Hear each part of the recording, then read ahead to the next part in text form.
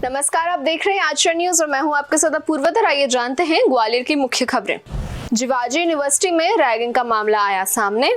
ग्वालियर के संभायुक्त की डीपी पर लगी फोटो से पैसों की डिमांड। मारपीट का शिकार हुए पीड़ित पक्ष अस्पताल में भर्ती। ट्रेन में चोरी करने वाली गैंग लगी पुलिस के हाथ। घर में घुसकर छात्रा पर बरसा ऑटो वाला। चलिए जानते हैं इन सभी खबरों को विस्तार से। जिवाजी यूनिवर्सिटी में रैगिंग। उई अम्मा गाने पर डांस नहीं किया तो जूनियर्स के साथ की मारपिटाई। ग्वालियर की जिवाजी यूनिवर्सिटी में रैगिंग का मामला सामने आया है। ये चर्चित फिल्म गीत उई अम्मा पर डांस न करने पर सीनियर ने एक जूनियर की पिटाई कर दी। रैगिंग चाहिए मामला गर्मा गया। दरअसल जिवाजी विश्वविद्यालय में बीबीए दूसरे, चौथे और छठवें सेमेस्टर के छात्रों की परीक्षा चल रही थी। दूसरी ओर एमबीए की क्लास चल रही थी। परीक्षा खत्म होने के बाद बीबीए छठवें सेमेस्टर का छात्र हिमांशु भदौरिया जा रहा था। तभी एमबीए सेकेंड ईयर सेमेस्टर के अनुज श्रीवास्तव और उसके साथियों ने उसे आवाज लगा दी। जब हिमांशु पहुंचा तो सीनियर ने उसे कपड़े उतार कर उई अम्मा गाने पर डांस करने को कहा। जब उसने इस बात का विरोध किया तो दोनों के बीच विवाद शुरू हो गया। इस दौरान अनुज ने अपने साथियों के साथ मिलकर उसे बेरहमी से पिटाई कर दी। पीड़ित छात्र ने इस मामले की पूरी लिखित शिकायत विभाग और प्रोटोकॉल विभाग को दे दी है। साथ ही ये आरोप भी लगाया है कि उसके साथ मार पिटाई करने वाले कुछ बाहरी छात्र भी शामिल थे। यूनिवर्सिटी के प्रोटोकॉल बोर्ड ने आरोपी छात्रों से पक्ष मांगा है। आरोपी छात्रों को अपना पक्ष रखना होगा, जिसके बाद कार्यवाही तय की जाएगी। ग्वालियर के संभायुक्त की डीपी पर लगी फोटो से पैसों की डिमांड। मैसेज भेजने वाला नंबर बांग्लादेश का। एक शातिर साइबर ठग ने ग्वालियर के संभायुक्त मनोज खत्री के व्हाट्सएप अकाउंट की डीपी पर लगी फोटो का इस्तेमाल कर पैसों की डिमांड की कोशिश की। संभायुक्त कार्यालय के कर्मचारियों से रुपए की डिमांड करने का मामला सामने आया है। साइबर ठग ने संभायुक्त मनोज खत्री के दफ्तर के कर्मचारियों को मैसेज भेजकर पैसों की ये मांग की थी, लेकिन कर्मचारियों को जब शंका हुई तो उन्होंने पड़ताल की और सच्चाई सामने आ गई। इसके बाद मामले की जानकारी पुलिस तक भी पहुंच गई है। ग्वालियर पुलिस की साइबर सेल द्वारा फिलहाल मामले की जांच पड़ताल की जा रही है। ग्वालियर के संभागीय आयुक्त मनोज खत्री की डीपी लगे व्हाट्सएप से जो मैसेज कर्मचारियों को मिला था, उससे पहले अंग्रेजी में हेलो लिखकर आया और फिर खुद को मीटिंग में व्यस्त बताते हुए अर्जेंट में कुछ पैसों की मांग की।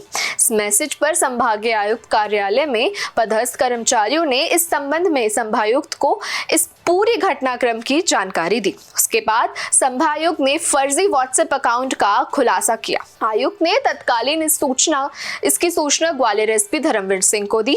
एसपी ने तत्कालीन साइबर थाने में अफसरों को जांच पड़ताल के लिए लगाया। प्रारंभिक जांच में यह नंबर बांग्लादेश का बताया गया है। साइबर अधिकारी इस पूरे मामले की जांच कर रही है। ये साइबर टीम इसमें जांच कर रही है। इसमें जो व्हाट्सएप पे एक नंबर है, उस नंबर का उपयोग करके फ़ोटो लगाया गया था। फ़ोटो के आधार पे कार्यालयीन कर्मचारियों को मैसेज भेजे गए थे और कुछ पैसे की रिक्वेस्ट की गई थी। कि जैसे ही संदिग्ध मामला लगा और शासकीय कर्मचारियों ने ये अनुमान लगाया कि फ्रॉड केस हो सकता है, तो ये साइबर सेल को रिपोर्ट हुआ है। इसमें व्हाट्सएप के जरिए जानकारी ली जा रही है कि नंबर कहाँ से यूज़ हो रहा है और कौन उसके पीछे है। इसकी इन्वेस्टिगेशन की जा रही है। बांग्लादेश का नंबर वो व्हाट्सएप को रिक्वेस्ट की गई। एक बार डिटेल आएंगे तभी क्लियर होगा कि नंबर कहाँ का है। मारपीट का शिकार हुए पीड़ित पक्ष अस्पताल में भर्ती। ग्वालियर पुलिस की कार्रवाई पर उठा सवाल। पुराने विवाद पर मारपीट के एक मामले में पुलिस की कार्रवाई पर सवाल उठ रहे हैं। मध्य प्रदेश के ग्वालियर में शहर के किला गेट थाना क्षेत्र में शिवरात्रि की रात पुरानी रंजिश को लेकर कुछ लड़कों द्वारा मंदिर दर्शन करने जा रहे ऋतिक बाथम के साथ गाली गलौज करने के साथ उसकी मारपीट कर दी है, जिसके बाद फरियादी ऋतिक बाथम ने घास मंडी में ही रहने वाले अपने रिश्तेदार के घर पहुंचकर पूरी आपबीती अपने परिवार को बताई। मारपीट करने वाले लड़के वहां भी पहुंच गए और एक बार फिर फरियादी ऋतिक बाथम और साथ में खड़े रिश्तेदारों को भी मारा पीटा और मारपीट करने के बाद सभी लड़के वहां से रफू चक्कर हो गए। घटना के बाद मारपीट का शिकार हुए पीड़ित पक्ष किला गेट थाना पहुंचे और उन्होंने एफआईआर भी दर्ज करवाई, लेकिन जो धाराएं एफआईआर में दर्ज होनी चाहिए थी वो पुलिस के द्वारा नहीं लगाई गई। पीड़ित पक्ष पक्ष के 2 सदस्यों को अस्पताल में भर्ती कराया गया है। घटना का एक वीडियो भी सामने आया है। पीड़ित पक्ष ने पुलिस की कार्रवाई पर सवाल खड़े करते हुए आरोप लगाया है कि पुलिस के द्वारा कोई भी समुचित कार्रवाई नहीं की गई और आरोपी अभी भी घूम रहे हैं। 2 दिन निकल जाने के बाद भी पुलिसकर्मी नहीं आए हैं। ऐसे आई सर, अपने बच्चे को हम लेने गए तो उन्होंने बच्चों को पहले मारा, तो हम अपने बच्चे को लेने गए तो वो सारे लोग इकट्ठा होके आके हमको घर में घुस के मारा। जो हमारे रिश्तेदार है उनके घर में हम बच्चे को लेने गए तो हम लोग सब बात कर रहे थे, उन्होंने पीछे से आके सबको मारा, ससुर जी के सिर में मारा, मेरे हाथ में मारा, मेरे बेटे को मारा, सबको मारा। जो नंदे हुए जो हमारे साथ सब लोग गए थे उनको सबको मारा। हाँ, वहाँ पे उनने क्या कार्रवाई हो रही है, उनने कुछ नहीं किया। अभी तक कोई भी नहीं आया, उनका पुलिस वाले भी नहीं आए, ना यहाँ पर आए, ना उनके घर गए, कोई भी सुनवाई नहीं हो रही। रहते पुरानी छावनी, हम दर्शन करने आए थे। वहाँ से पुरानी छावनी से 2 लड़के थे, एक यहाँ के जलालपुर का था और एक पुरानी छावनी का था। हम वहाँ से आते हैं, रात में कोटेश्वर पे एंट्री करते हैं। जब पीछे से लड़के आते हैं, कम से कम 20 लड़के थे, 10-15 लड़के थे, वो पीछे से आके मेरे को मारने लगते हैं। मैं पूछता हूँ क्या हुआ, तो कुछ बताते नहीं हैं और अंदर काली वाटिका में ले जाते हैं पकड़ के, उधर मारपीट करते हैं। उसके बाद भाग जाते हैं कि घर वाले, कि फिर मेरे ताऊ वो आ जाते हैं, चाचा के घर वाले, दादी वगैरह, वो लोग मेरे को घर पर लेके जाते हैं, फिर बचा कर घर पर लेके जाते हैं जैसे तैसे। फिर उसके बाद वो घर पे भी आते हैं। जब मैंने पापा को कॉल लगाया, पापा वगैरह आते हैं घर पे, तो उनके साथ ही मारपीट की इन लोगों ने। अभी मारपीट का ये शिवरात्रि के नाइट की बात है, करीब हाँ करीब वही 1:30 बजे से 3 बजे के बीच की बात है। हाँ, उसके बाद में रात में थाने गए थे हम। वहाँ पर केस तो लिख दिया था लेकिन FIR कटी, अभी तक कुछ एक्शन नहीं हुआ। उधर से 3 दिन है। ट्रेनों में रिजर्वेशन कराकर करते थे सफर, मौका मिलते ही यात्रियों के सामान पर करते थे हाथ साफ। ट्रेनों में रिजर्वेशन कराकर सफर करने वाले 2 शातिर चोर GRP के हाथ लगे। चलती ट्रेन में लगातार हो रही चोरियों के बीच ग्वालियर GRP को ये कामयाबी मिली। पकड़े गए दोनों चोर रात के वक्त उस समय यात्रियों का सामान चुराते थे जब सवारियां नींद में होती थी। आरोपी रिजर्वेशन कराने के बाद ही सफर करते थे ताकि किसी को कोई शक भी ना हो। GRP ने आरोपी से चोरी का 4 लाख रुपए का माल भी बरामद किया है। पकड़े गए आरोपियों का आपराधिक रिकॉर्ड अभी सामने आया है।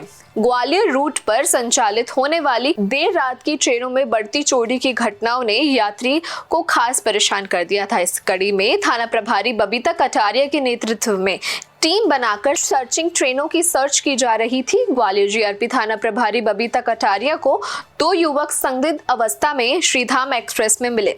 दोनों युवक ने अपना नाम जय भगवान यादव उर्फ अमित दीक्षित निवासी आगरा बताया। प्रारंभिक पूछताछ में दोनों आरोपी ट्रेन में सफर की वजह नहीं बता पाए, जिसके बाद GRP ग्वालियर ने दोनों आरोपियों को 2 दिन की रिमांड पर लिया। पूछताछ में दोनों आरोपियों ने आधा दर्जन वारदातें स्वीकार की हैं और उनसे करीबन 4 लाख रुपए के सोना चांदी के जेवरात और मोबाइल हैंडसेट बरामद किए गए हैं। पूछताछ में दोनों आरोपियों ने चोरी का तरीका बताते हुए GRP ग्वालियर को जानकारी दी कि रात की ट्रेनों में रिजर्वेशन कराकर सफर करते थे। मौका मिलने पर यात्रियों के सामान पर भी हाथ साफ कर देते थे। दोनों आरोपी शातिर चोर बताए गए हैं, जिसका आपराधिक रिकॉर्ड है और उन पर 1 दर्जन से ज्यादा मामले दर्ज किए गए हैं। श्रीधाम एक्सप्रेस में लगातार चोरियों की बात बढ़ रही थी, जिस पर श्रीमान पुलिस अधीक्षक महोदय श्री राहुल कुमार लोढ़ा सर द्वारा आरोपियों की धरपकड़ हेतु निर्देशित किया गया था, जिस पर मेरे द्वारा श्रीधाम ट्रेन को चेक करने के लिए एक टीम गठित की गई थी, जिस पर दिनांक 23/2/25 को 2 संदेहियों को पकड़ा, जिनसे आरोपी की पूछताछ की गई। इसमें आरोपी जय भगवान निवासी आगरा का रहने वाला है तथा अमित दीक्षित ये भी आगरा का रहने वाला है। इससे 1 सोने की चेन, 1 जोड़ पायल, 2 चांदी की गुच्छा, चांदी का गुच्छा, 2 जोड़ कान के झुमके, 1 सोने का पेंडल तथा 2 अंगूठी एवं 4 मोबाइल इनसे जब्त किए गए हैं, जिनकी कीमत 4,06,000 रुपये है। इनको आरोपियों का 2 दिन का PR लिया गया, तो बाद जेल में रुक दिया गया है। आरोपियों का तरीका वारदात ये है कि आरोपी रात वाली ट्रेनों में रिजर्वेशन कराकर बैठते थे तथा ट्रेनों में रेकी करते थे, और जैसे ही इनको मौका मिलता था ये सामान चोरी करते थे तथा अगले स्टेशन पर उतर जाते थे। घर में घुसकर ऑटो वाले ने छात्रा के साथ की छेड़खानी। एसिड अटैक की धमकी देकर भागा। ग्वालियर में पुलिस उस ऑटो वाले की तलाश कर रही है जो घर में घुसकर एक युवती को एसिड अटैक की धमकी देकर भागा है। डरी सहमी युवती ने पुलिस को अपनी आपबीती सुनाई। मामला ग्वालियर के जनकगंज इलाके का है। ऑटो चलाने वाला एक युवक ने 20 साल की छात्रा के साथ उसके घर में घुसकर छेड़खानी कर दी। शोर शराबा सुनकर परिजन जाग उठे। इसी दौरान ऑटो वाला छात्रा को एसिड अटैक की धमकी देकर वहां से फरार हो गया।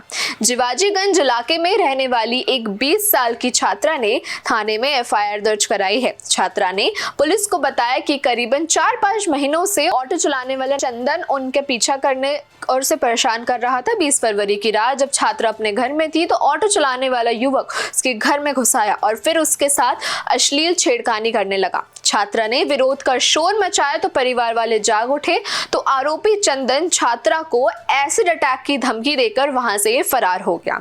पीड़िता ने अपने परिवार के साथ जनकगंज थाना पहुंचकर उसके बारे में शिकायत दर्ज कराई। पुलिस ने छात्रा की शिकायत पर आरोपी चंदन के खिलाफ केस भी दर्ज कर और उसकी तलाश भी शुरू कर दी है। इसमें जो 25 तारीख को एक पीड़िता द्वारा रिपोर्ट की गई है कि दिनांक 20 तारीख की रात्रि में उसके घर में एक ऑटो ड्राइवर है जिसका नाम चंदन परियार है, वो रात्रि में घर में घुस आया और उसके साथ छेड़खानी की और बाद में जो उसने उसके परिजनों को बताने की बात बताई तो उसे जो है जान से मारने की धमकी दी थी, जिस पर उचित धाराओं में प्रकरण पंजीबद्ध कर अनुसंधान में लिया गया। उसने ये कहा, उसके द्वारा ये बताया गया पीड़िता के द्वारा, यदि तूने अपने घर वालों को बताया तो मैं जो है तेरे ऊपर एसिड फेंक दूंगा, ऐसा उसका पीड़िता का कहना है। सारे तथ्यों की जांच की जाएगी। देश दुनिया की सभी खबरें देखने के लिए जुड़े रहिए आचरण न्यूज से। आचरण न्यूज, हर कदम आपके साथ।